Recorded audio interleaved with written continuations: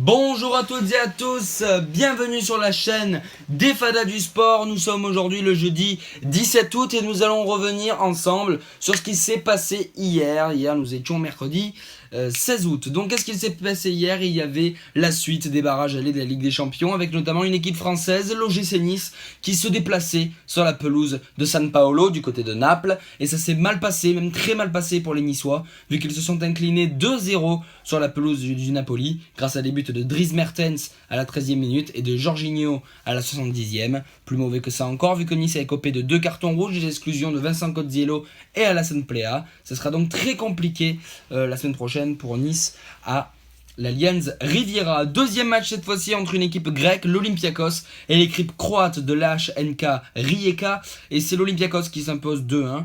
Donc c'est Rijeka qui va avoir le score grâce à Eber à la 42e minute. Ojija Ofoe égalisé à la 66e avant que Romao ne marque à la 90 plus 3 et ne permette donc à l'Olympiakos de s'imposer. À noter que Rijeka finit à 10. Séville s'est imposé au match aller du côté de Başakşehir, donc qui est le club favori du président Erdogan du côté de la Turquie, l'Istanbul Başakşehir, donc qui s'est incliné 2-1 hier face à Séville. Séville qui va tout d'abord avoir le score grâce à Escudero à la 16e minute. Elia va égaliser pour Başakşehir. C'est finalement Ben Yedder qui donnera la victoire à la 84e aux Sévillans. Le club israélien de la Hapoel Beer-Sheva qui s'est imposé 2-1 à domicile hier face au club de Maribor. Donc c'est Maribor qui va avoir le score grâce à Tavares à la 10e minute.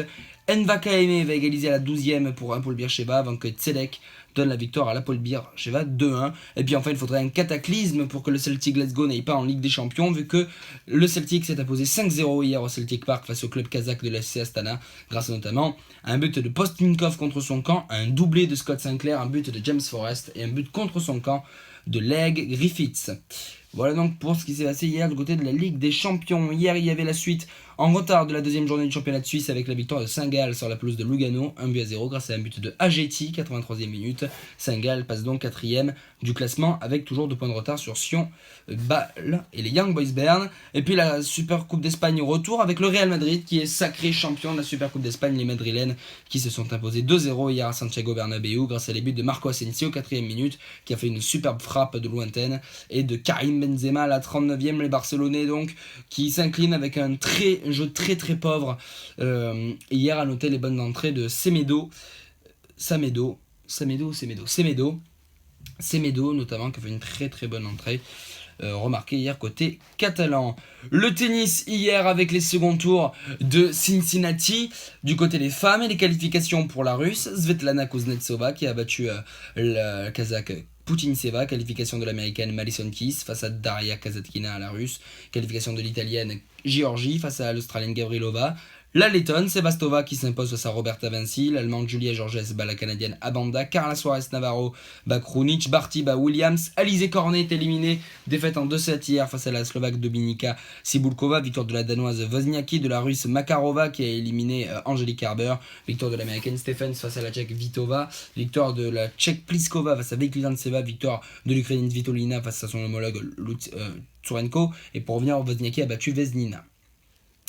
Second tour de Cincinnati chez les hommes, cette fois-ci avec la qualification de David Ferrer qui a battu Tipsarevic, Sugita le japonais qui a battu le portugais Souza, le bulgare Dimitrov qui a battu Feliciano Lopez, Juan Martín del Potro qui bat l'américain Matt Kroger, Pablo Carino Busta qui élimine Mishka Zverev quand même, Kachanov élimine Fabiano, Kyrgios qui bat Dolgopolov, l'américain Tiafoe qui élimine l'allemand Alexander Zverev, le géorgien Basilashvili élimine Harrison, l'espagnol Ramos élimine Jules Muller, Donaldson élimine Londier Ramanathan, Manarino sera au 3e tour, Adrian Manarino le français qui a éliminé en 2-7 Sam Querrey, et puis malheureusement Raphaël Gasquet qui a été éliminé logiquement hier par Rafael Nadal, défaite 6-3, 6-4 donc hier, victoire du Mallorquin.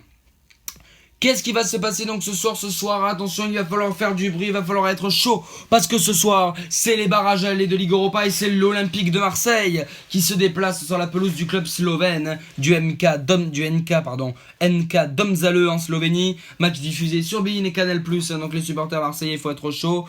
Voilà, donc ce sera du côté donc de Domzale avec peut-être la première de Jordan Amavi au poste de latéral gauche. On verra ça bien évidemment. Il y aura également la 3e journée nationale entre Pau et Cholet.